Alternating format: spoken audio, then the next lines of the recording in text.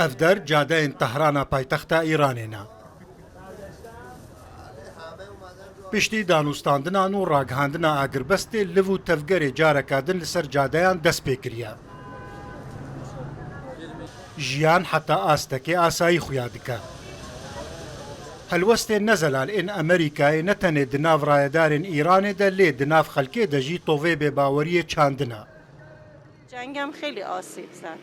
شر زیان گهانده me gelek kesan karin xweş destan. Ez bi xwe jî dinav de. Eger peymanek çê bibe ez bawerim ku dê rewşê gelekî baştir bibe. Lê nizanim ka dê ev yek pêk were yan na. Helwestin Amerîkayê gelek caran hatine guhertin. Lewma mirovê nikare zêde baweriyê pê bike.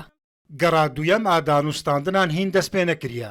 Rakirina dorpêçên Amerîkayê li ser tengava Hormuzê û radestkirina uranyoma dewlemendkirî ya Îranê ew her du xarên sereke ne ku bûne sedema nakokiyan û danûstandin asê kirine. Welatê me ji aliyê canî û malî ve gelek qurbanî dan. Divê danûstandin bi awayekî werin birêvebirin ku rûmeta qurbaniyên me neyê binpêkirin. Bi rastî divê wiha be. Em nabêjin bila sedî sed di berjewendiya Îranê de be. Lê herî kêm divê Îran bi awayekî wekhev sûdê werbigire. Qet nebe nîv bi nîv. Çavê Îraniyan li rêya İslam Abadiye da ku nûçeya bidawîbûna şer ji wê derê bibihîzin. Nûçeyek ku hem dawî li malwêraniyan bîne hem jî wekî ku ew bi xwe dibêjin rûmeta dewleta wan biparêze.